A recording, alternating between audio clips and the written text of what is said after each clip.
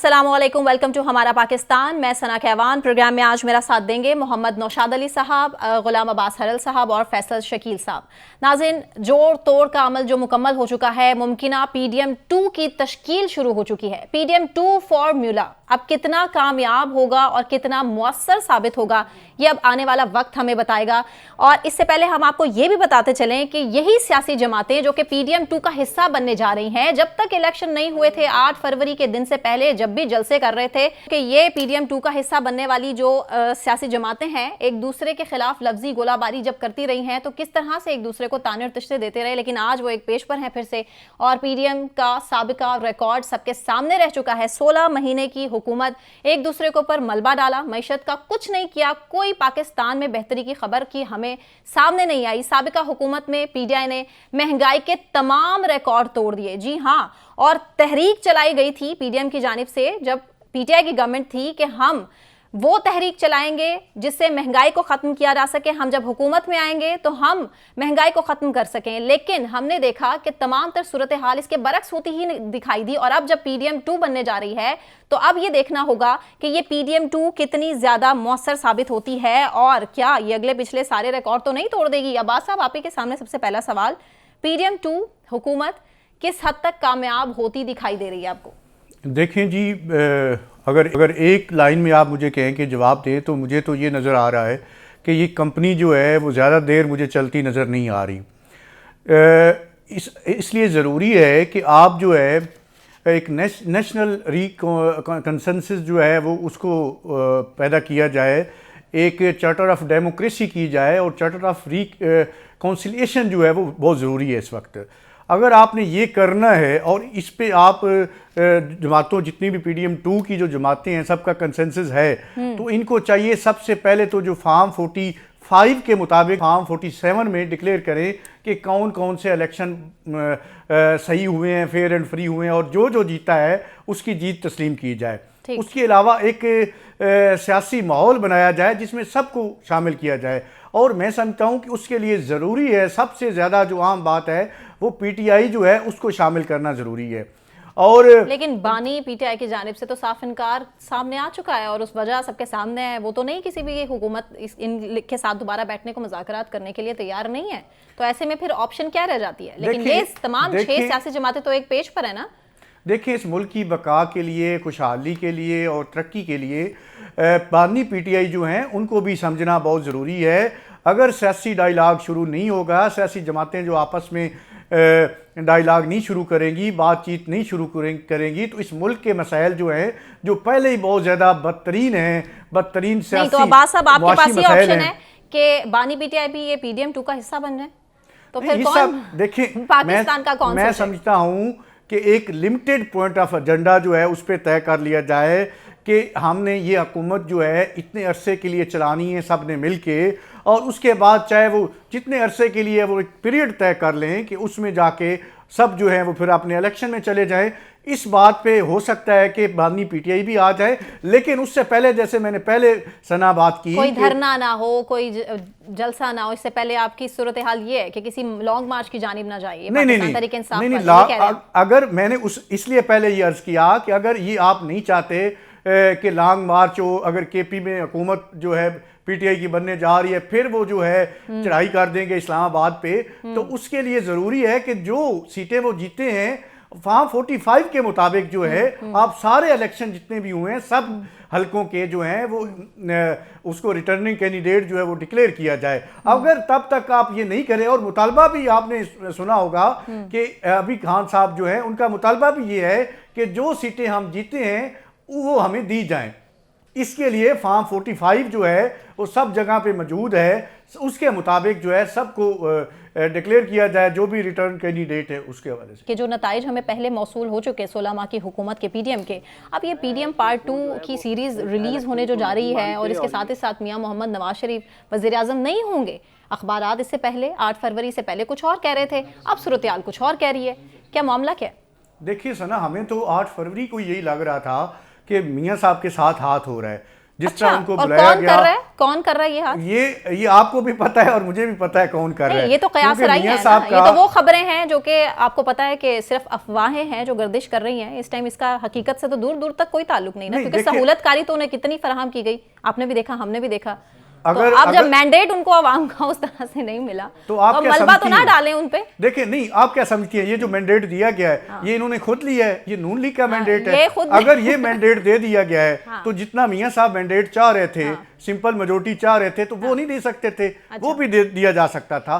लेकिन ये इंटेंशनली तौर पे मियां साहब को कि जो सबको मालूम है उनका जो सिविल सुपरमेसी का एक बयानिया है या एक अपनी बात पे वो किसी हद तक जो है कंप्रोमाइज़ कर लेते हैं, लेकिन फिर भी 2-3 साल बाद वो फिर वही मसले मसाइल जो हैं इनके जो ताकतवर हल्के हैं उनके साथ शुरू हो जाते हैं। उनसे बचने के लिए इन्होंने एक मखलूत हुकूमत जो बनाई है और मियां साहब को साइडलाइन किया है। शहबाज शरीफ उनके लिए फेवरेट हैं, उसलिए उन्होंने आगे ले आए, लेकिन वो किसी को भी ये नहीं चाहते कि कोई भी सिंपल मेजोरिटी के साथ आए, कोई भी ताकतवर बने अब्बास साहब हमारे छोटे सिवा। भाई तो खुश हैं, लेकिन बड़े भाई साहब खुश क्यों नहीं है? कल तक जहां खबरें थी उनके हवाले से वजीर आजम वही बनेंगे, आज वो वजीर आजम नहीं बन रहे हैं।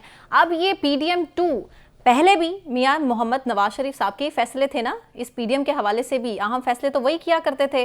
तो आपको अब क्या लगता है कि क्या मुख्तलिफ हो जाएगा?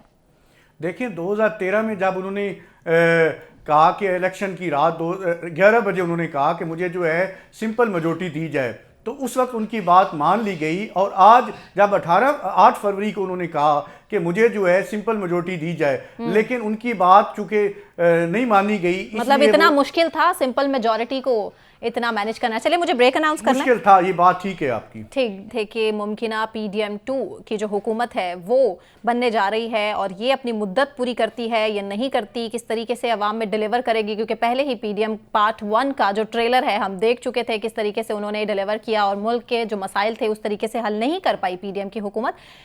जब वज़ीर आज़म थे शहबाज शरीफ साहब खुद, तो उन्होंने खुद इस चीज़ को कन्फेस किया है, इस चीज़ को माना है कि शहबाज शरीफ ने कि वो उस तरीके से PDM में नहीं डिलीवर कर पाए जिस तरह से उनको डिलीवर करना था। तो नौशाद साहब, सबसे पहला सवाल मैं आप ही के सामने रख देती हूँ कि अब आपको क्या लगता है कि PDM 2 की हुकूमत अपनी मुद्दत पूरी कर पाएगी डिलीवर करना? ये मैं आपसे बाद में पूछूंगी। बिस्मिल्लाहिर्रहमानिर्रहीम। देखिए, ये मुझे लग नहीं रहा कि ये PDM 2 होगी या PDM की गवर्नमेंट जो है उसे कहा जा सकेगा। उसकी वजह ये है कि एक तो पीपल्स पार्टी जो है इसके साथ वजारतों की हद तक या जिम्मेदारी लेने की हद तक शामिल नहीं हो रही। अच्छा। और आज आपने मौलाना फजलुर रहमान साहब की भी गुफ्तगू सुन ली है, वो भी जो है वो हुकूमती बेंचों पर बैठने को तैयार नहीं है और ना ही वो हुकूमत का हिस्सा बनने को तैयार है। इस वक्त तक की जो सिचुएशन है उसके अंदर नून लीग, मुत्तहिदा कौमी मूवमेंट और काफ लीग जो है फ़िलहाल ये उस इत्तेहाद का हिस्सा हैं। और ख्याल ये है कि जो इस वक्त सिचुएशन बनी हुई है उस सिचुएशन के अंदर क्योंकि बहुत सख्त फैसले लिए जाने हैं। पाकिस्तान पीपल्स पार्टी में आज सारा दिन इसी उसके ऊपर वर्किंग करता रहा हूँ। पाकिस्तान PTI से राब्ते कर रहे हैं जरदारी साहब अभी तक, बकौल शेर अफजल मरवत।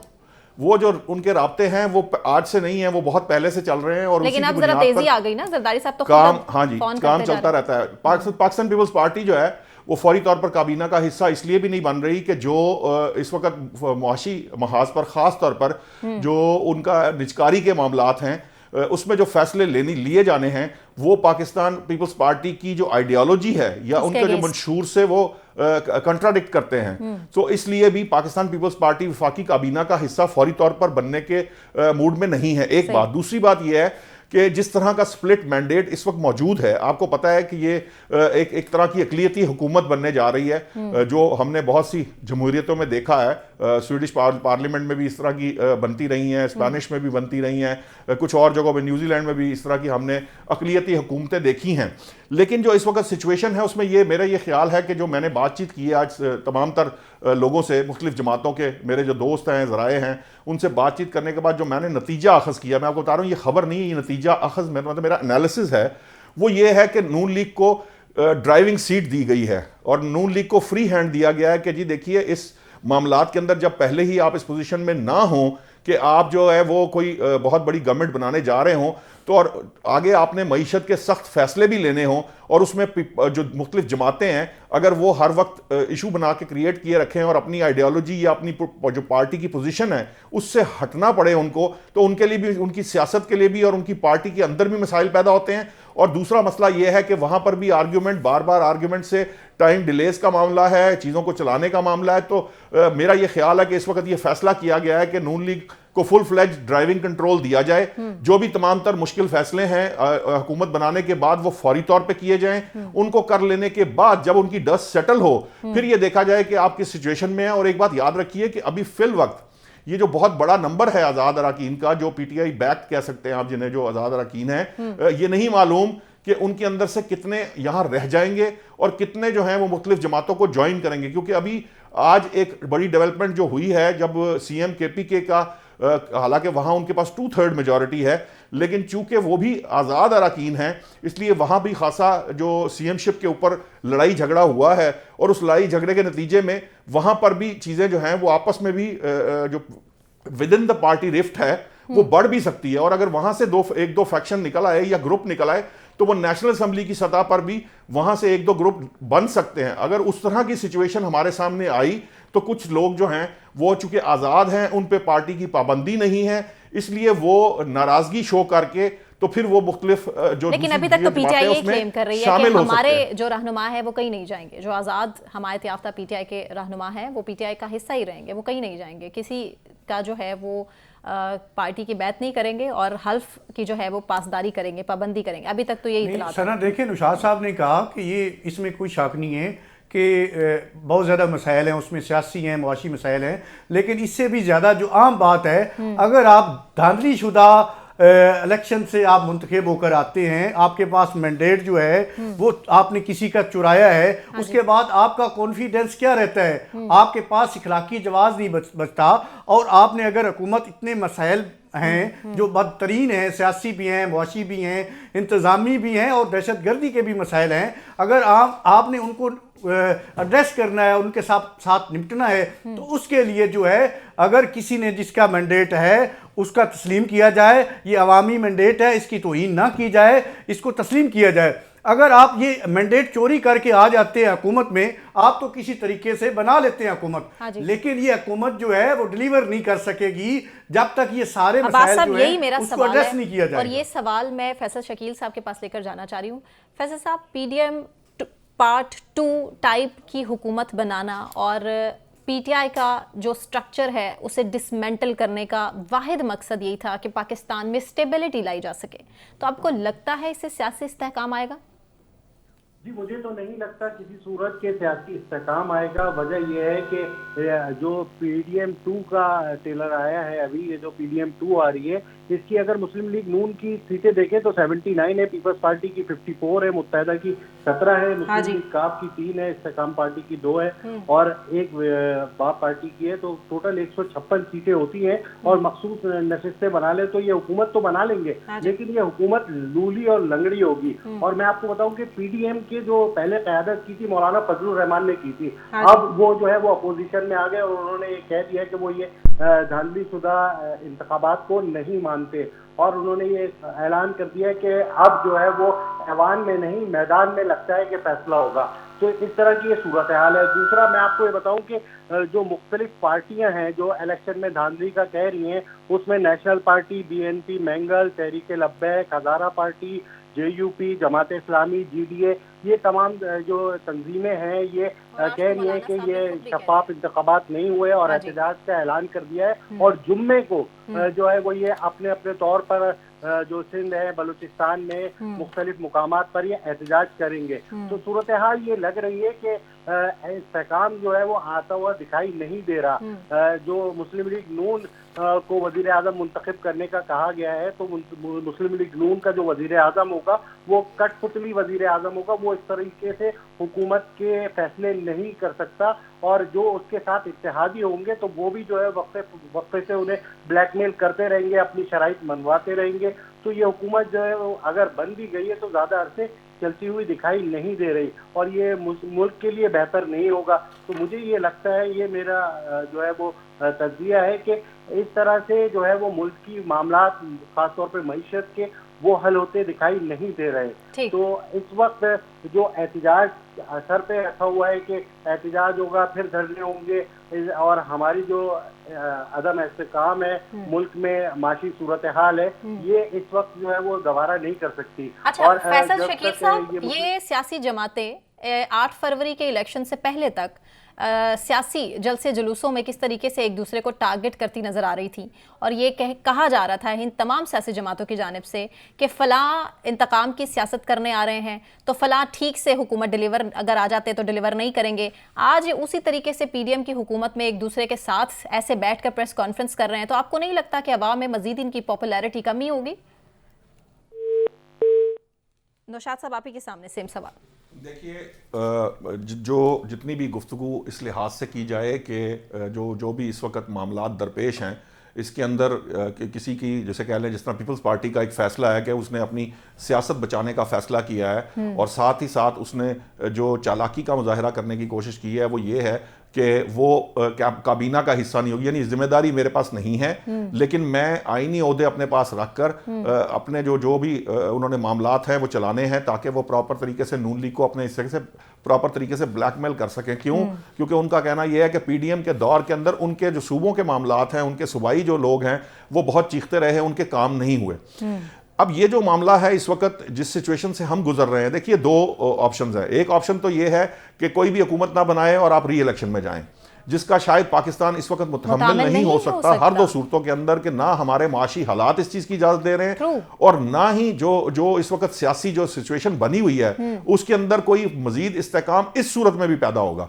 अब दूसरी सूरत यह है कि जो भी मैंडेट जिसके पास मौजूद है, वहां पर अगर फर्ज कीजिए कि आजाद अरकान के पास मैंडेट है, तो शहबाज शरीफ साहब ने कहा है कि अगर आप आजाद अरकान मिलकर नंबर पूरे कर सकते हैं, कोई और जमात उनको सपोर्ट करती है तो वो हुकूमत बना लें। लेकिन जब बानी जो हैं तहरीक इंसाफ, उन्होंने क्लियर कट स्ट्रेट उन्होंने इनकार कर दिया। एक बात तो ये, अच्छा दिलचस्प बात यह है कि वो कहते हैं कि मैं पीपल्स पार्टी, नून लीग और इन जमातों से नहीं बात करूंगा, तो पता नहीं किससे बात करेंगे। और जमात इस्लामी ने वैसे ही इनकार कर दिया। अच्छा, उधर जो है दूसरी साइड पे अब जो हमारे जो केपीके के सीएम हैं, आपके सामने आ रहा है कि उन पे खासी तनकीद आ रही है जो नॉमिनेट किए हैं, क्योंकि लोग ये अब इसके ऊपर गुफ्तगू कर रहे हैं कि ये साफ वाज़ेह पैगाम दे दिया गया एस्टैब्लिशमेंट को कि इमरान खान साहब जो पहले समझते थे वो आज भी वही समझते हैं और आइंदा भी वही समझते रहेंगे। उन्होंने जो भी उनका पॉइंट ऑफ व्यू है से बाहर रखा जाए, वो अपनी जगह पे कायम है। अच्छा, अब सिचुएशन ये है कि अब बाकी पीछे बच जाती हैं नून लीग, पीपल्स पार्टी, जेयूआई, फे, एमकेएम, ये दीगर जमातें हैं जिन्होंने कुछ वोट लिए हैं और इनके पास जो है वो मैंडेट है। अब इस मैंडेट के ऊपर हुकूमत बनाई जाए या ना बनाई जाए, ये एक फैसला है। उस फैसले के ऊपर ये बाकी तमाम जमातों ने ये फैसला कर लिया कि हुकूमत बननी चाहिए, क्योंकि हम री इलेक्शन के मुतहम्मिल नहीं हो सकते। अब उसके अंदर यकीनन चूंकि अलग-अलग जमातें हैं, हर जमात की ये कोशिश होगी कि वो ज्यादा से ज्यादा वो बंदा जो ड्राइविंग सीट पर होगा या जो हुकूमत बनाएगा उसको ज्यादा से ज्यादा ब्लैकमेल करने की कोशिश की जाए।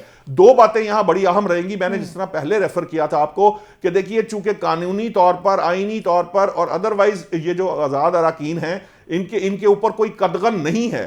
ये जरूरी नहीं है कि कोई उनको तोड़े, ये भी हो सकता है कि वो खुद से भी चाहें कि वो किसी ऐसी चीज का हिस्सा बने या हुकूमत का हिस्सा बने जहां वो मजीद मसाइल का शिकार ना रहे। उन्होंने भी अपने हलकों में काम कराने हैं और भी दीगर तरह के मामलात होते हैं।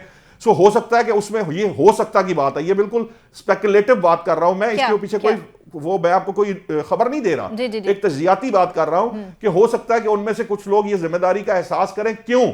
क्योंकि इस वक्त रियासत को जो मसला दरपेश है वो रियासत का मामला है। रियासत को चलाने के लिए कल जब मैंने आपको बरतानिया की जो मादर जमहूरियत की मिसाल दी थी तो उसका पर्सपेक्टिव गलत पता नहीं आरिफ चौधरी साहब ने ले लिया था। उसका मकसद ये था कि जब रियासत को जरूरत होती है तो रियासत ये बात कहती है सियासी जमातों से कि आप इस वक्त जो सिचुएशन है उसके मद्देनजर आप रियासत को फौकियत दें और आकर हुकूमत बनाएं, क्योंकि बसूरत दीगर ना सिर्फ जो सियासी इस्तेकाम है या इंतशार, आप कहिए कि सियासी इंतशार या सियासी इंतहा पसंदी मज़ीद बढ़ेगी, बल्कि माशी मामला भी खराब होंगे। हुकूमतें कौन बनाए? आप नून लीग और पीपल्स पार्टी की बात कर रहे हैं या पीटीआई की बात कर रहे हैं कि हुकूमतें कौन बनाए? देखिए, पाकिस्तान तहरीक इंसाफ ने तो एक बिल्कुल क्लियर कट पॉइंट अपना वाजे ले लिया ना कि वो उनके जो आजाद अरकान हैं, जो पीटीआई बैक्ड हैं, जो उनके साथ रहेंगे, वो ना नून लीग से बात करेंगे, ना पीपल्स पार्टी से बात, ना किसी और के साथ मिलकर वो बनाएंगे। जमात इस्लामी तो के पास तो कुछ भी नहीं है, उसके साथ मिलकर तो हुकूमत मरकज में नहीं बन सकती ना। सो अगर अब मैं जब ये कह रहा था, फैसल साहब मुझे निगेट कर रहे थे ये विमेन रिजर्व सीट्स के ऊपर भी मैं कल ये कह रहा था, पहले भी मैं एक दफा कह चुका हूं, और उस वक्त मुझे आरिफ चौधरी, हालांकि मैंने उनको बतौर कानूनदान कहा था कि आप ये बताइए कि ये कानून है कि नहीं है, तो उन्होंने कहा नहीं नहीं, ये इसका कोई मसला नहीं है। फैसल साहब भी किसी से बात करके आए थे और कह रहे थे, तो मैं इनको ये कह रहा था कि विमेन रिजर्व सीट इस तरह नहीं मिलेंगी, क्योंकि विमेन रिजर्व सीट आपने पहले देनी होती है लिस्ट, फिर वो लिस्ट अप्रूव होके डिक्लेयर भी कर दी जाती है, तो वो भी जनवरी में डिक्लेयर हो चुकी थी। तो अब उसको किस तरह से आप लाएंगे, ये एक अलग से मसला रहेगा। देखिए नुशाद साहब, सिचुएशन ये है, ये जो आप कानूनी बात कर रहे हैं, ये बिल्कुल ठीक बात कर रहे हैं कि जो सेक्शन है 2017 एक्ट का 104, उसमें ये लिखा हुआ है कि आपको लिस्ट देनी होती है, लेकिन आपके पास एक प्रेसिडेंट मौजूद है। आपको याद होगा कि जब फाटा को जम किया गया केपीके में, और उसके बाद वहाँ से जो 3-4 आज़ाद अरकीन थे, उनको ये फ्री हैंड दिया गया कि आप अपने तौर पे अपनी जमात जो है बना सकते हैं, उस हवाले से आप डिमांड भी कर सकते हैं। और जहाँ तक पीटीआई का सवाल है, ये पार्टी अभी तक डीलिस्ट नहीं हुई, ये पार्टी अभी मौजूद है, पार्टी की नहीं हो रही। मैं तो रिजर्व वुमेन रिजर्व सीट की बात कर रहा हूँ कि आप हर जमात में पहले एक लिस्ट पेश करनी होती है। अगर वो लिस्ट वहां मौजूद हो, जिसको डिक्लेयर किया जाता है, जो दे दी जाती है लिस्ट, वो डिक्लेयर कर देता है इलेक्शन कमीशन, उसमें फिर अब्बास साहब कानूनी हैसियत से ये बताएगा कि अभी कितना टाइम मौजूद है इन आजाद उम्मीदवारों के पास किसी पार्टी को ज्वाइन करने के लिए, और अगर नहीं किसी पार्टी को ज्वाइन करते तो देन नेक्स्ट व्हाट? नहीं, देखें, इसमें इलेक्शन एक्ट जो है, जैसे निशाद साहब ने फरमाया, वो तो बड़ा वाज़ेह है। उसमें लिखा हुआ है कि जो भी कोई पार्टी है, उसको अपनी जो रिजर्व सीट्स होती हैं, उसके लिए एक सेपरेट लिस्ट देनी होती है। लेकिन चूंकि ये बहुत सारे आज़ाद अरकीन जो हैं वो जीत कर आए हैं, तो मैंने पहले जैसे अर्ज किया कि इसके हवाले से एक प्रेसिडेंट मौजूद है केपीके में, तो इनको एक फ्री हैंड मिलना चाहिए कि अपने तौर पे, इनकी पार्टी जो है वो भी ऑलरेडी एग्जिस्ट करती है, वो डीलिस्ट नहीं हुई, तो ये अपने उस हवाले से जो है ये जो है डिमांड कर सकते हैं। टाइम कितना अभी मौजूद है इन आजाद उम्मीदवारों के पास? ब्रेक के बाद मैं यही सवाल आपके सामने दोबारा रखूंगी। ब्रेक के बाद वापस आएंगे और मुस्लिम लीग नून के कायद नवाज शरीफ साहब की बात करेंगे, जो कि वजीर आजम बनने जा रहे थे। तमाम अखबारात इसी की तरफ इशारा कर रहे थे, जब वो वतन वापस नहीं आए थे तब भी इसी की तरफ इशारा था कि अगले वजीर आजम, चौथी बार के वजीर आजम नवाज शरीफ साहब होंगे। लेकिन अब सूरत हाल उसके बरक्स है, ऐसा क्यों है, इसी पर बात करेंगे। लेकिन एक ब्रेक के बाद हमारे साथ रहिए।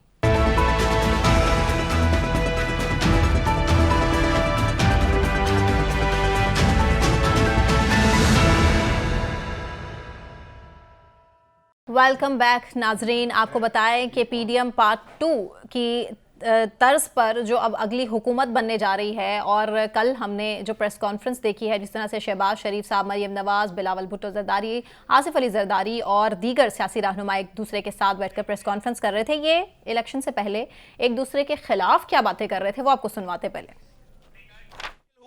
वो चौथी बार आके कौन सा तीर मारेगा? कि हर बात अगर तहजीब में रहेगी तो सियासत का वो कल्चर जिसको मियां नवाज शरीफ साहब दोबारा से परवान चढ़ाने की कोशिश कर रहे हैं, वो बरकरार रहेगा। बोलना सबको आता है। जमातें आजकल पंजाब में ऐसी भी आई हुई हैं जिन्होंने 15-15 साल एक सूबे में हुकूमत की है। बात वही है कि करना इसने वही है जो उसने 3 दफा पहले किया था। आज पूछो कि 15 साल में 15 मंसूबे गिनवा दो तो कुछ भी नहीं है बताने के लिए। चौथी बार अब आके असल इलेक्शन तो लड़े। पीपल्स पार्टी के उम्मीदवारों के तीर के निशान पर ये चोरी और डकैती दिन दहाड़े पकड़ी गई है। तुम्हारी स्टाइल अंगेजियों के बावजूद हमने तुम्हारे जो तशद्दुद का जवाब तशद्दुद से नहीं। नाज़रीन, आपने सुना कि इलेक्शन से पहले किस तरह से एक दूसरे के साथ इख्तलाफ था, और ये इख्तलाफ खुलकर ज़बान ज़द-ए-आम इनके मुंह पर और सबके सामने कहा जा रहा था कि किस तरह से ये चौथी बार अगर वज़ीर आज़म बन जाते हैं तो कुछ डिलीवर नहीं करेंगे। मरियम नवाज साहिबा इससे पहले भी जलसे में कह चुकी कि मियाँ जदों आवेगा लग पता जावेगा। अब मियाँ साहब की सूरत हाल ये है कि 2017 के बाद से जब कायद नवाज शरीफ हर जलसे में, हर तकरीर में अवाम से ये पूछा करते थे कि मुझे क्यों निकाला, आज अवाम उनसे पूछ रही है कि नवाज शरीफ आप ये बता दीजिए, आपको वज़ीर आज़म बनने से किसने रोका, किसने वज़ीर आज़म की दौड़ से निकाला? नवाज शरीफ साहब जो कि लंदन से लाहौर किंग मेकर पार्टी के दावे अपने साथ लिए आए थे, और पार्टी के दीगर रहनुमा भी यही बात कर रहे थे, जो मईशत का रोड मैप नवाज शरीफ साहब के पास है वो किसी और के पास नहीं, जो जादू की छड़ी नवाज शरीफ साहब के पास है वो किसी और के पास नहीं।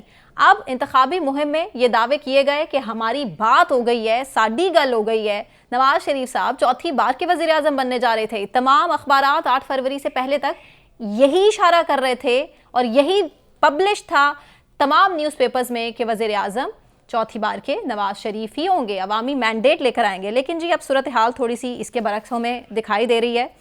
अब्बास साहब, आपको सूरत हाल क्या लगती है? क्या नवाज शरीफ साहब को ट्रैप किया गया, जिसकी बात अभी आपने पहले भी की थी ब्रेक से पहले? देखिए, सबसे ज़्यादा जो नुकसान हुआ मुस्लिम लीग नून को वो ये हुआ कि ये वोट को इज्जत दो के बयानिए से पीछे हटी। उसके बाद इन्होंने एक प्रो स्टैब्लिशमेंट बयानिया दिया और ये तसर दिया कि हम जो है वो मुजामती सियासत नहीं करेंगे, हम एंटी स्टैब्लिशमेंट नहीं हैं, हम प्रो स्टैब्लिशमेंट हैं। वोट को इज्जत दो का नारा भी इन्होंने छोड़ दिया।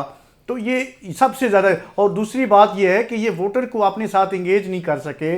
उस हवाले से इनकी जो सोशल मीडिया टीम है वो बिल्कुल फेल हो गई। उन्होंने सही तरह काम नहीं किया जिस तरह पीटीआई की सोशल मीडिया टीम जो है उसने काम किया। और दूसरी, इनकी 16 माह की जो हुकूमत थी, जो एक आप अभी कह रही हैं कि PDM 2 जो है नई लॉन्च की जा रही है, उससे पहले जो इनका ट्रेलर चला था 16 माह का इस फिल्म का, वो भी सबके सामने है। जब वो ही नहीं कामयाब हुआ था तो ये फिल्म कैसे चलेगी और कैसे कामयाब होगी? तो ये सारी बातें हैं। उसमें महंगाई इतनी ज़्यादा होगी और बदतरीन जो है एक मुआशी बदनिज़ामी और सियासी और इस तरह ये सारी जमातें चीज़ें जो हैं, ये वो मुस्लिम लीग जो नून है उसको इन्होंने नीचे उसका ग्राफ जो है वो गिराया। तो इस वजह से, और बाकी जो यहाँ पे हमेशा से इस मुल्क में एंटी स्टैब्लिशमेंट बयानिया जो है वो बिकता है। और उसी की मद्देनज़र अगर आप वैसे देखें तो पीटीआई की हुकूमत जब थी। अच्छा अब्बास साहब, आप ये कह रहे हैं इन शॉर्ट कि अवाम ने नहीं बनने दिया वज़ीर आज़म उनको, नवाज शरीफ साहब को? जी बिल्कुल, आप सही फरमा रही हैं। ठीक है, लेकिन इससे पहले आप कुछ और भी फरमा रहे थे कि नवाज शरीफ साहब के साथ बेसिकली एक हाथ हो गया और करने वाले कोई और हैं। और ये हाथ जो किया गया, आपको भी पता है कि किसने ये हाथ किया है। और ये हमेशा से होता है, ये सारा माजी आपके सामने है। अच्छा। कि नवाज शरीफ साहब जो हैं वो 3-4 साल तक चलते हैं एस्टेब्लिशमेंट के साथ, फिर उसके बाद जो है उनके आपस में रिकॉर्ड ऐसा है कि ठीक है, पास्ट रिकॉर्ड उनका ऐसा है कि उनकी एस्टेब्लिशमेंट से नहीं बनती। बिल्कुल, ये सारी चीजें जो हैं, जो इसके मुक्तदर हल्के हैं, जो ताकतवर हल्के हैं, जिन्होंने ये फैसला करना है, वो ये सारी बातें कंसीडर करते हैं जब उन्होंने किसी को हुकूमत देनी हो। तो ये सारी बातें सोच समझ के उन्होंने नवाज शरीफ साहब को साइलेंट किया है। फैसल साहब, जो सूरत हाल है 8 फरवरी से पहले तक, वो तो इसके बरक्स थी। जितने जो निशानदही नून लीग की जानिब से, उनके रहनुमाओं की जानिब से की जा रही थी, यहाँ तक कि बिलावल की जानिब से भी टारगेट सिर्फ नवाज शरीफ साहब को ही किया जा रहा था कि चौथी बार वज़ीर आज़म बनने के बावजूद ये सिर्फ इंतकामी सियासत करेंगे और कुछ नहीं करेंगे। लेकिन अचानक से हम देखते हैं कि 8 फरवरी के बाद से वज़ारत उज़्मा की दौड़ से उन्हें निकाल दिया जाता है, या यूँ कह लीजिए कि नवाज शरीफ साहब खुद ये फैसला करते हैं कि वो बिल्कुल इस दौर से पीछे रहें। मरियम नवाज साहिबा भी उसकी स्टेटमेंट देती हैं, जस्टिफिकेशंस देती हैं कि जी वो सियासत से उन्होंने छोड़ी नहीं है, लेकिन वो सियासत का हिस्सा ही रहेंगे। तो आपको क्या लगता है इसके पीछे असल हकाइक हैं क्या? देखिए, कल तक तो ये था कि नवाज शरीफ साहब जो है वो वजीर आजम बनेंगे, मुस्लिम लीग नवाज के वजीर आजम जो है वो नवाज शरीफ होंगे। तमाम इंतखाबी जलसों में तमाम रहनुमा यही कह रहे थे कि नवाज शरीफ साहब जो है वो चौथी बार वजीर आजम बनेंगे। आपने भी देखा होगा कि 4 बार वजीर आजम जो पीपल्स पार्टी वाले कह रहे थे, बिलावल भुट्टो जरदारी कह रहे थे कि 4 बार ये वजीर आजम बनने के ख्वाहिशमंद है और इन्हें बनने नहीं देंगे, जो तमाम चीजें चल रही थी। लेकिन जो इंतखाबी नताइज आए और जो मौजूदा सूरत हाल है सीटों के हवाले से, उस पे जो है वो नवाज शरीफ साहब। ठीक है, फैसल साहब से हम राब्ता करने की कोशिश करते हैं एक बार फिर से। नौशाद साहब, मरियम औरंगजेब साहब की साहिबा की स्टेटमेंट आई है एक सामने। वो कह रही हैं कि जी हमें उस तरह से कैंपेन करने का वक्त नहीं मिला, टाइम एक्चुअली शॉर्ट था, इसी वजह से शायद नून लीग डिलीवर नहीं कर पाई और हमें इसी वजह से उस तरीके से ज़्यादा वोट नहीं मिले। तो इस तरह तो फिर पाकिस्तान तहरीक इंसाफ को 10 वोट भी मुश्किल से मिलने चाहिए थे, उनकी तो कैंपेन कहीं पर भी नहीं थी। देखिए, ये जो पहले मैं ये आपकी इस बात के ऊपर आता हूँ मरियम औरंगजेब साहिबा की, लेकिन पहले 2-4 चीज़ें मैं क्लियर कर दूँ। पहली बात तो ये है कि अखबारात में जो कुछ पब्लिश हुआ था वो अखबारों ने पब्लिश नहीं किया था, वो ऐड था, इश्तिहार जो मुस्लिम लीग नून की तरफ से दिया गया था प्राइम मिनिस्टर नवाज शरीफ का। ये इश्तिहार था, खबर नहीं थी। एक बात। दूसरी बात ये है, इश्तिहार फ्रंट पेज पे भी कभी आए, बिल्कुल आए, क्यों नहीं आए? वहाँ पे पेज नहीं लगा हुआ। ये तो फिर सहाफ़ी बात जानती है ना, ये तो फिर वो बात हो गई फ्रंट पेज पे हमने कराया भी कुछ नहीं और हो भी कुछ, कोई सब कुछ गया, बयानती नहीं है और हमें उसका फायदा भी नहीं पहुंचा और हम फायदा ले भी गए। बाकी सारे पेज लोगों को सैलरी देनी है, ऐड दिए जाएं। भाई अगर अगला बंदा सिर्फ खबर दी जाती है, निशात साहब आप सर और ये सहाफत का बुनियादी असूल है। सरकार, आप जब किसी दुकान पे कोई चीज लेने जाते हैं जिसने जो डिस्प्ले किया होता है वो आप उसके मुताबिक लेते हैं ना। ये तो नहीं हो सकता कि तो आप सहाफत नहीं कर रहे, फिर तो आप कारोबार कर रहे हैं, जो मर्जी कोई कहे वो आप लिख देंगे पैसे लेके। नहीं, पैसे लेके लिख नहीं देंगे, इश्तिहार होता है, उसके ऊपर एडवर्टाइजमेंट लिखा होता है। नहीं, ये आप गलत बात कर रहे हैं, सहाफती बदयांती नहीं। मैं भी पिछले 30 साल इसी काम में मैंने गुजारे हैं। देखिए, तो हमें अपना जो है, देखिए जो सिचुएशन है उसको समझना चाहिए। ये नहीं, नौशाद साहब इसे जस्टिफाई नहीं किया जा सकता। भाई, आप इलेक्ट्रॉनिक पे क्यों नहीं तनकीद करते? आप इलेक्ट्रॉनिक पे क्यों नहीं बोलते? जब आपके प्रोग्राम्स का टाइम कम करके वहां पे दगाड़ इश्तिहार चलाए जाते हैं, दिन रात इश्तिहार चलते हैं, जब आपके सारी चीजें हमने और बहस शुरू कर दी। हम मीडिया की बहादुरी होनी चाहिए, मैं जो बात कर रहा था पहले चाहिए, लेकिन जहां पे बात होती है इस पे भी अलग बात कर लेंगे। ठहरे, मकसद वो नहीं था, वो हम बहस से डाइवर्ट हो जाएंगे। वो सिर्फ इश्तिहारात थे जो नून लीग ने दिए थे। नून लीग का ख्याल ये था कि उनके जो नवाज शरीफ साहब हैं वो प्राइम मिनिस्टर होंगे। अब सिचुएशन क्या देखिए, अब्बास साहब ने फरमाया कि ये बड़ी अच्छी कैंपेन थी उनकी, पाकिस्तान तहरीक इंसाफ की। आप कह रही हैं उनकी कैंपेन नहीं थी। अच्छा, जो सिचुएशन है नून लीग के, मैं कह रही हूं, आपने अभी कहा ना, वो तो सारे जो है वो बेचारे जेलों में बंद थे, कुछ छुपे हुए थे, अंडरग्राउंड थे, वो तो जेलों में थे। उनको तो कैंपेन छोड़ के आपने साहब ने कहा मीटिंग नहीं करने दी, नून लीग की यार अभी कह के हटे हैं कि नून लीग की कैंपेन ठीक नहीं थी और ये तो मरियम औरंगजेब साहब खुद मान रही है ना। आपने कहा कि पाकिस्तान तहरीक इंसाफ को मौका नहीं मिला। अब बात तो सुन लीजिए, आप जो भी आपने कहा था वो आपको मालूम है। देखिए, मैं कुछ कहने लगा था, वो ये था कि देखिए, नून लीग को 2018 की निस्बत पहले से ज्यादा वोट पड़े हैं। पाकिस्तान तहरीक इंसाफ को लगभग उतने ही वोट पड़े हैं जितने 2018। ये मेरी रिपोर्ट नहीं है, ये फाफन की रिपोर्ट है। फाफन की रिपोर्ट के अदरवाइज भी आप ट्रेंड्स को देखें, उन चीजों को आप मैयर करें, तो ऐसा नहीं है कि नून लीग बिल्कुल जो है वो कोई उसको कोई मैंडेट नहीं मिला, या पाकिस्तान तहरीक इंसाफ को 2/3 मिल गई है, या पाकिस्तान तहरीक इंसाफ सिंपल मेजॉरिटी ले गई है, पीटीआई बैक्ड आजाद जो है, या कोई और पार्टी पीपल्स पार्टी ले गई है। देखिए, ये स्प्लिट मैंडेट है अवाम के अंदर। ये जहां पे नून लीग के जो वोटर्स थे जिनको ये लगता था कि नून लीग ने सही उनको एड्रेस नहीं किया फॉर एनी रीजन, उन्होंने उनको वोट नहीं दिया।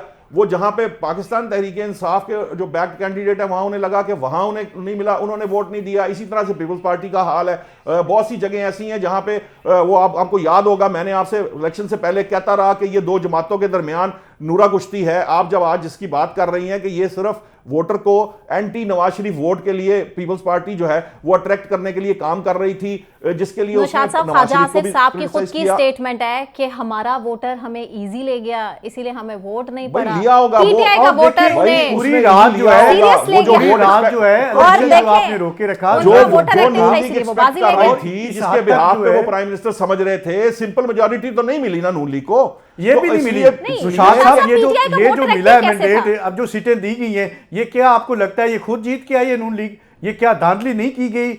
ये क्या रिजल्ट्स को मैनिपुलेट नहीं किया गया? शाम के वक्त और रिजल्ट आ रहे थे, रात जब आपने रिजल्ट को रोक लिया, सुबह रिजल्ट सारे तब्दील थे। मैं यहाँ ट्रांसमिशन में बैठा था, हमने यहाँ बैठ के बात की कि 4-6 घंटे रिजल्ट रोके गए, ठीक है। लेकिन मैं आपसे जो बात कर रहा हूं, तो यही है ना, फॉर्म 45 के मुताबिक फॉर्म 45 तो जल्दी बन रहा है। यही कुछ तो हुआ है।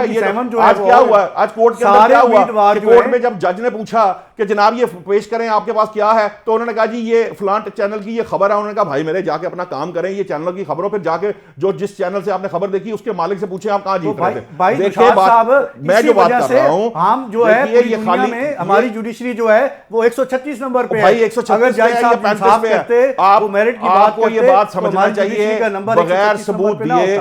ये आप और मैं इस बात पे हम बात कहते रहे हैं कि अदालतों में, कोर्ट ऑफ लॉ में आप विदाउट प्रूफ कोई चीज साबित नहीं कर सकते, आपको सबूत देने पड़ते हैं। आपको जज को यह बताना है कि जी ये फलां जगह पे इस मामले के अंदर ये ज्यादती की गई है और ये उसका सबूत है। अदरवाइज कोर्ट आपके कहने में नहीं आ सकती। जो बात अगर आप वहां जाके ये बातें करेंगे कि फलां चैनल पे चल गया था या फलां जगह ये हो रहा था फलां, वो कहेंगे आप सबूत पेश कीजिए। अब मामला क्या है? मैं आपसे जो बात कर रहा हूं कि जो ये लहरती भाई अदालत भी, मैं तो अदालत को गाइड नहीं कर सकता कि भाई वो सबूत मंगवाए। अगर अदालत ये समझती कि कोई सब्सटेंशियल मामला, आपको पता है सर, आप समझते हैं कानून को मेरे से ज्यादा, अदालतों को ये लगे सर, अदालतों को ये लगे, आपको पता है कि जब जजेस ये समझते हैं कि हाँ ये सब्सटेंशियल प्रूफ के साथ आया है, कुछ कमी बेशी है, वो फिर जज वो कहते हैं। लेकिन अगर फर्ज कीजिए कोई मेरे जैसा जाकर अदालत के अंदर कुछ भी दावा कर दे और और उसके पास कोई सबूत ना हो, तो क्या उसके ऊपर तो FIR दर्ज नहीं होती अब्बास साहब? कि आपके पास कुछ सब्सटेंशियल प्रूफ नहीं है, आप कच्ची रिपोर्ट भी नहीं जमा करा सकते अगर आप झूठे दावे कर रहे होंगे। बात सिर्फ समझने की है, आप यहां बैठ के कह सकते हैं कि धांधली हुई है। आपने देखा है के फजलुर रहमान साहब भी कह रहे हैं, फैसले पीपल्स अदालतों पार्टी ने भी दिए कह रही है हैं, कि धांधली क्या हो रही है। सबूतों की बुनियाद पे दिए हैं? ये इद्दत केस वाला जो फैसला दिया है, उससे पहले जो तोशाखाना केस वाला फैसला था, कि ये क्या सबूतों की बुनियाद पे दिए गए? ये सारे फैसले जो है, फैसले कहीं और से आ रहे हैं। हमारे जज साहबान जो है, बदकिस्मती से मैं ये कहने में मजबूर हूं और मुझे ये कहना पड़ रहा है, ये नौकरी कर रहे हैं और फैसले कहीं और से आ रहे हैं, ये सिर्फ सुना रहे हैं। अब्बास साहब बेहतर समझ सकते हैं, ये वो कानून को बेहतर समझते हैं, अदालतों को समझते हैं। अब्बास साहब जाने, इनके जजेस जाने, सर ये हर कोई समझता है। ये बात ये नहीं है सर। सबसे ज्यादा मैं हमेशा ये बात कहता हूं, मैं ये हमेशा बात कहता हूं, देखिए जब आप बात करते हैं आप अपने प्रूफ के साथ बात करते हैं, जब आप कोई लॉजिक देते हैं लॉजिक से बात ठीक है। करेंगे। नवाज शरीफ साहब 8 फरवरी इंतखाब के दिन तक, इंतखाबात वाले दिन तक कॉन्फिडेंट थे। सहाफी के सवाल के जवाब में नवाज शरीफ साहब ने कहा कि मुझे सादा अक्सरियत चाहिए। आज मरियम नवाज क्यों इतनी परेशान है, जो कह रही हैं कि जो खबरें हैं कि सियासत से किनाराकशी कर रहे हैं नवाज शरीफ साहब, जितने सवालात आपके ज़हन में जन्म ले रहे हैं ना, आपको क्या लगता है, आपको क्या लगता है कि क्या अंदर कोई बेचैनी है, कोई परेशानी है? क्यों जस्टिफिकेशन देना पड़ी मरियम नवाज साहिबा को? मैं आपको बताता हूं। आप सिर्फ वो जो बात नवाज शरीफ ने उस दिन इलेक्शन वाले दिन कही थी, अगर आप उसको गौर से सुन लीजिए तो आपके तमाम सवालों का जवाब उसमें मौजूद है। आपको जलसों में ये नजर आ गया था कि वो हर काम आपने देखा कि जब कभी कोई अनाउंसमेंट की बात होती है वो कहते हैं शहबाज साहब आपने ये करके देना है, इनको शहबाज शरीफ साहब आपने ये करवाना है, ये जो फलां चीज पहले से डिसाइडेड था कि वज़ारत उज़्मा की दौर से बाहर है ना। मैं बात सुना देता हूं ना, या मेरी बात मुकम्मल कर लेने दीजिए, फिर आप जो डिसाइड कीजिएगा। अगर आप खुद भी PM बन जाए मुझे कोई इतराज नहीं है। देखें वहां नवाज शरीफ साहब ने ये क्लियर कर दिया था कि अगर मेरे पास सिंपल मेजॉरिटी होगी तो मैं बतौर नवाज शरीफ सामने आऊंगा। नून लीग ये जो बड़े बड़े इश्तिहार दे के लोगों को ये अट्रैक्ट कर रही थी कि हमें ज्यादा से ज्यादा वोट दे, 2/3 सिंपल मेजॉरिटी मिले ताकि नवाज शरीफ प्राइम मिनिस्टर बने। जब वो नहीं था और उनका खदशा उनको मौजूद था, उन्हें पता था वो इलेक्शन लड़ने जा रहे हैं, इलेक्शन में वोट का फैसला वोटर ने करना है। आप जितनी मर्जी अपनी ख्वाहिशें पेश करें लेकिन वोटर ने अपनी मर्जी से वोट देना है। तो जो वोटर की तरफ से जो मैंडेट मिला है उसके अंदर चूंकि वो उनको सिंपल मेजॉरिटी नहीं है, इसलिए वो ऐसा नहीं कि वो असेंबली से बाहर चले गए हैं। अगर उन्हें असेंबली से बाहर जाना होता तो वो नेशनल असेंबली की सीट ना लड़ते। इलेक्शन के दिन निकलकर अपना फैसला तो सुना दिया, लेकिन अब ये बताएंगे सियासतदान एक हुकूमत बनाकर, PDM पार्ट 2 टाइप की हुकूमत बनाकर के इसमें कितना सक्सेसफुल होते हैं या नहीं होते हैं। ब्रेक मुझे अनाउंस करनी है, ब्रेक के बाद वापस आने के बाद बताएंगे कि अदालतों का रुख जो कर रही हैं सियासी जमातें, इंतखाबात में धांधली की आवाज़ें जो उठ रही हैं उनमें कितनी सदाकत है। लेकिन एक ब्रेक के बाद हमारे साथ रहिए।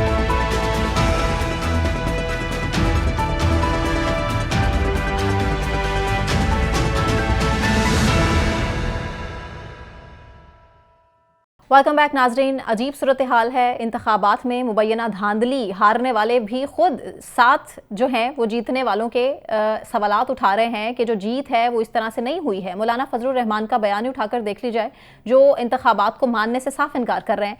मुख्तलिफ जमातों के उम्मीदवार इंसाफ के लिए अदालतों के चक्कर लगाने पर मजबूर हैं।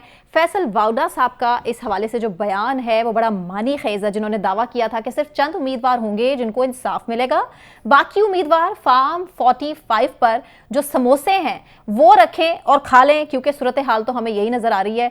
जो वो कह रहे थे, जिसकी तरफ इशारा करते थे, वही उसी की तरफ सूरत हाल जाती दिखाई दे रही है।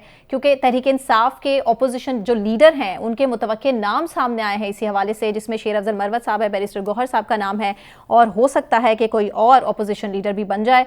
तो सवाल सबसे पहला मेरा फैसल शकील साहब आप ही के लिए, ये धांधली की जो बात मौलाना फजलुर रहमान की जानिब से भी आज की गई है, थोड़ी देर पहले उन्होंने प्रेस कॉन्फ्रेंस की है, तो आपको लगता है कि इसके बाद दोबारा से इंतखाबात की तरफ जाएगा हमारा मुल्क, या फिर ठीक से इंतखाबात में जो धांधली की आवाज़ें बुलंद हो रही हैं अदालत उनका इंसाफ करेगी और ठीक से जो नताइज हैं वो सामने आ जाएंगे? देखिए जी, मैं ये समझता हूँ कि जिस तरह इलेक्शन करवाए हैं इसी तरह हुकूमत भी बना ली जाएगी, लेकिन ये लूली लंगड़ी हुकूमत होगी जिसे मुख्तलिफ किस्म के चैलेंजेस का सामना होगा। एक तरफ तो इन्हें इत्तेहादियों की ब्लैकमेलिंग होगी, दूसरी तरफ इनको माशी जो मुल्क का बहरान है, माशी बहरान, उसका सामना है। IMF की जानिब से किस्तें लेनी होंगी, ये तमाम चीजें होंगी। बैठ तो जाएंगे शहबाज शरीफ साहब वज़ारत उज़्मा की नशिस्त पर, लेकिन उन्हें शदीद मुश्किलात का सामना होगा। दूसरी जानिब जो मुखालफी जो हारे हैं लोग, जो एहतजाज कर रहे हैं, जो कह रहे हैं कि धांधली हुई है, उसमें नेशनल पार्टी, BNP मंगल, तहरीक लब्बैक, हज़ारा party, JUI, Jamaat Islami, GTA, ये लोग सब एहतजाज कर रहे हैं। जुम्मे को जो है उन्होंने एहतजाज जो है वो अनाउंस कर दिया, बलूचिस्तान के मुख्तलिफ मुकामात पर ऐलान करने का कहा है। अगर ये तमाम लोग, और हम देखते हैं कि फजलुर रहमान साहब जैसे कि आज उन्होंने प्रेस कॉन्फ्रेंस की है, और ये मिल जाते हैं और एक इत्तेहाद बना लेते हैं और टफ टाइम देंगे फिर, तो ये इसलिए कि इस दफा जो हुकूमत होगी PDM-2 की, उसे जो है अपोजिशन लीडर भी तगड़ा किस्म का मिलेगा, क्योंकि अपोजिशन जो है वो तहरीक इंसाफ की होगी, तो मसाइल का जो है वो शिकार होगी। लगता यही है कि मुश्किल से चल पाएगी ये कुछ माह हुकूमत, और उसके बाद जो है वो दोबारा से इलेक्शन की तरफ जाना ही पड़ेगा। ठीक, मतलब कि दोबारा से इलेक्शन, जिसकी बात मियां मोहम्मद नवाज शरीफ साहब भी कर रहे थे, और उन्होंने 8 फरवरी की रात को ही जब तकरीर की है तो उसमें उन्होंने कहा है कि हम नहीं जा सकते ना, हमारा मुल्क दूसरा इलेक्शन अफोर्ड नहीं कर सकता। तो अब्बास साहब, आपको क्या लगता है कि मौलाना फजलुर रहमान की अचानक से इस तरह से प्रेस कॉन्फ्रेंस, वो भी धांधली पर जो है सवालात उठा रहे हैं और कह रहे हैं कि 2018 से ज़्यादा बदतरीन धांधली हुई है इस इलेक्शन में? देखिए, जैसे इन्होंने बात की कि बलूचिस्तान में जो सूरत हाल है उसके वाले से, वहाँ पे जो ज़िंदगी हालात ज़िंदगी बहुत ज़्यादा मुतासर है। वहाँ पे कौमी शराएँ बंद हैं, जो आपके नेशनल मीडिया पे नहीं दिखाया जा रहा, और एक धांधली शुदा इलेक्शन जो है उसको माना नहीं जा रहा। जितनी भी नेशनल पॉलिटिकल पार्टीज़ हैं, सब जो हैं वो सड़कों पर हैं। तो ये हालात जो हैं वो कंट्रोल करना मुश्किल होते जा रहे हैं। अल्लाह ना करे ऐसे हालात बने, क्योंकि ये हमारे मुल्क के लिए नुकसानदेह अमल है। तो इसके लिए सबको इंगेज किया जाए, और जिसके जो तहफ़्फ़ुज़ात हैं उनको एड्रेस किया जाए, और खुदारा जो है जितनी भी सियासी जमातें हैं अब जमहूरियत के लिए, पार्लिमान की बालादस्ती के लिए वो मुतहद होकर काम करें। अगर आपने इस मुल्क की बका और तरक्की और खुशहाली के लिए कुछ करना है तो ये बहुत ज़्यादा ज़रूरी हो गया इस वक्त। इस तरह जिस तरह ये कंपनी चलाना चाह रहे हैं सना, ये नहीं चल सकती, ये कुछ अरसे के लिए चल जाएगी। और जैसे रुशाद साहब ने बात की, बिल्कुल ये सही फरमाया इन्हें आपस में एक और कुछ नहीं तो एक लिमिटेड एजेंडे पे बात कर लें। जैसे मैंने शुरू में अर्ज किया कि हुकूमत करने देंगे, जिसकी भी हुकूमत बनेगी हुकूमत करने देंगे। वो अगर आप किसी को इंगेज करेंगे, इस वक्त जो है सबसे ज्यादा जो मैंडेट मिला है वो PTI को मिला है। अगर आप उनको इंगेज नहीं करेंगे, उनके इशू जितने भी हैं, उनके तफाज़ात हैं, वो दूर नहीं करेंगे, तो वो कैसे आपके साथ बैठेगी? ठीक, और उसके बाद आप स्टेबिलिटी नहीं ला सकते। नौशाद साहब, जो इलेक्शन कमीशन है उसके किरदार को मशकूक कह रहे हैं मौलाना फजलुर रहमान साहब भी। इससे पहले, इलेक्शन से पहले ही हम देख रहे थे कि पाकिस्तान तहरीक इंसाफ की जानिब से इलेक्शन कमीशन पर 12 उंगलियां उठाई गई, उसके किरदार को मुतनाज़ बनाया गया और कहा गया कि ये इलेक्शन ठीक से नहीं होंगे। इंतखाबात से पहले ही हम धांधली की आवाज़ें सुन रहे थे। तो इलेक्शन कमीशन, आपको लगता है कि अब इलेक्शन होने के बाद इंसाफ देगा?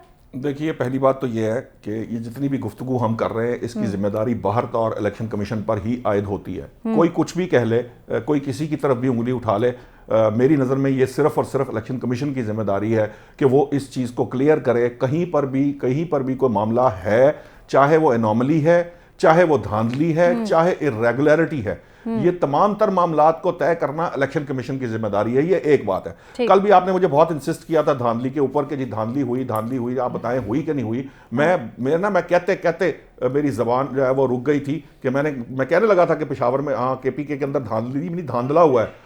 लेकिन ये मेरा पॉइंट ऑफ व्यू है, क्योंकि पेशावर KPK के अंदर हालात बहुत शदीद ख़राब थे। ये जब पिछली हुकूमत गई थी, वहाँ पे सैलरीज नहीं थी, वहाँ पे जो मईशत है वो चल नहीं रही थी, सेड कार्ड बंद था, इस तरह के बहुत सारे दीगर मसाइल थे। लेकिन मैंने इससे रिस्ट्रेन किया कि रीज़न बिकॉज कि देखिए, जब तक कोई सबूत सामने ना हो वो ना किया जाए। इसी का नुकसान ये होता है। आप देखिए कि अब तक अदालतों में जितने केस गए हैं, उनके फर्ज करें कहीं पर रिकाउंटिंग हुई है इलेक्शन कमीशन के अंदर, वहां कोई नतीजा ऐसा तब्दील नहीं, और अगर फर्ज करें हुआ भी है तो वो जो है वो PTI के अगेंस्ट गया है, उसकी फेवर में। फाफन ने कहा है कि जो सबसे ज्यादा धांधली की जहां एक्सपेक्टेड है या इरेगुलरिटीज कही है, मैं धांधली का लफ्ज नहीं बोलना चाहता, जो भी लफ्ज फाफन ने इस्तेमाल किया है, उन्होंने कहा है वो उन जगहों पे ज्यादा हुई है जहां से PTI बैक्ड कैंडिडेट जीते हैं।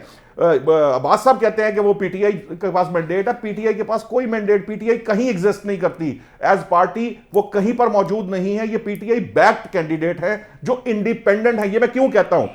अब्बास साहब की बात भी दुरुस्त है, लेकिन टेक्निकली कानूनी अब्बास तौर साहब पे जो आजाद लोग हैं वो बाउंड नहीं हैं, ये बात समझें, क्योंकि अब उनके ऊपर कोई कदगन नहीं है पार्टी की, अच्छा, इसलिए हम नौशाद उनको साहब बाउंड कह नहीं रहे कर हैं सकते। ये बात समझें कि उस तरीके से पीटीआई को वोट नहीं डले हैं जिस तरीके से पीटीआई क्लेम कर रही है कि हमारी इतनी सीटें बनती हैं।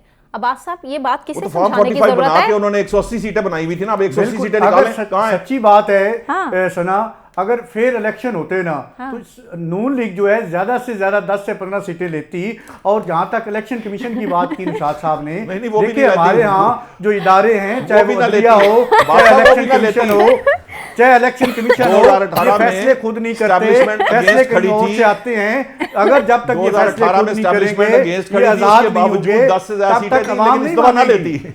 आप ठीक कह रहे हैं सर, आप दुरुस्त कह रहे हैं, मैं कह रहा हूं 10 ना लेती, माइनस हो जाती हैं उनकी, अगले इलेक्शन की भी सीटें माइनस हो जाती हैं। भाई अगर तो क्या आपने कह सकते हैं, हुकूमत आपकी में मर्जी बैठना है, नौशाद साहब, अगर आपने ये तैयार कर लिया है, आपने इक़्तिदार की दूसरी कुर्सी को नहीं छोड़ना, तो फिर अगले इलेक्शन में ये 10 से 15 सीटें भी आपको नहीं सर वो मिलेगी। कहा है हुकूमत ने, मुझे बताया क्या सीट है मेरी, मैं अपनी नशिस्त तो पक्की करूं क्या? सिराजुल सर अब्बास हक साहब कौन सी साहब ने- नशिस्त दे रहे हैं मुझे, मैं बैठ जाता जहांगीर हूं। मैंने खान सिर्फ साहब आपको फिर ने नारोवाल से आप आपकी जीते हैं और मुस्लिम व्याड़ी से जीते हैं, अगर सच्ची बात पूछें तो। मैंने इसके कहा अलावा जाके कहीं से बैठना है, भी हुक्म नहीं करें, मैं जाके बैठ जाता हूं, फैसल साहब, ऑर्डर लगाएं। फैसल साहब का भाई पॉइंट 2000 ये तय हो गया अब्बास साहब की तरफ से कि 2029 की भी सीटें माइनस हो गई हैं नून लीग की, अब कोई और अगर election नहीं। अगर यही फैसल तर्ज साहब- सियासत रखा तो। ठीक है फैसल साहब, आप कितना इत्तेफाक करते हैं नौशाद साहब की बात से? या अब्बास साहब की बात से इत्तेफाक करेंगे ना। है बिल्कुल दुरुस्त है, मुस्लिम लीग नून एक बड़ी पार्टी है पाकिस्तान की, लेकिन इस दफा इंतखाबात में उन्होंने मतलूबा नताइज जो उन्होंने चाहने बस, थे और ठीक जिस बात। तरह से मुहिम चलानी थी वो नहीं चला पाए और नाकाम हुए, बुरी तरह नाकाम हुए। इसमें कोई दो राय नहीं है कि तो वो उसकी वजह क्या थी नाकाम फैसल नहीं साहब? हुए। उसका अब क्रेडिट किसको इसकी- जाता है? नून लीग को ही जो जाएगा। नून लीग के आवाम अपने ने अपना- रहनुमा मियां साहब को इतने तरले, इतने मिन्नतें करने के बाद, वतन वापस बुलाने के बाद ये समझते थे कि उनका वोट बैंक स्ट्रांग हो जाएगा और ग्राफ ऊपर चला जाएगा, इसलिए बुलाया था उन्हें। इससे बेहतर तो मियां साहब वाकई सोच रहे थे कि मुझे क्यों सर। बुलाया। इसीलिए आए थे नवाज शरीफ साहब, और चौथी बार वजीर आजम बनने के इसीलिए वो ख्वाब भी देख रहे थे। लेकिन अवामी ताकत जो है ना वो एक बहुत बड़ी चीज है, और उसने ये साबित कर दिया हर तरीके से सही। कि रोकने की कोशिश की गई पीटीआई को शुरू नवाज से साहब आखिर आपके तक, तो लेकिन अवाम नौकरी के नहीं दिल करते में जो आप है, तो जो तस्वीर अवाम है। की राय है उसने वो वो अवामी अपना ताकत को इजहार ठीक है, कर नौशाद दिया। साहब कुछ कह रहे हैं, कुछ ऐड करना चाह रहे हैं, लेकिन मैंने कहा time अब्बास actually साहब short चूंकि है, कह very रहे हैं quick कि response of yours। वोट कहीं और है और आए कहीं और से हैं, तो मैं कह रहा हूँ अब्बास साहब के अगेंस्ट बात कर रहे हैं फैसल साहब, मेरा तो ठीक है। मसला ही कोई नहीं है। ठीक है, नौशाद साहब आपका बहुत शुक्रिया, गुलाम सरल साहब आपका बहुत शुक्रिया, फैसल शकील साहब आपका बहुत शुक्रिया। मुझे सना कहवान को इजाजत दीजिए, अपना ख्याल रखिए, अल्लाह हाफिज़।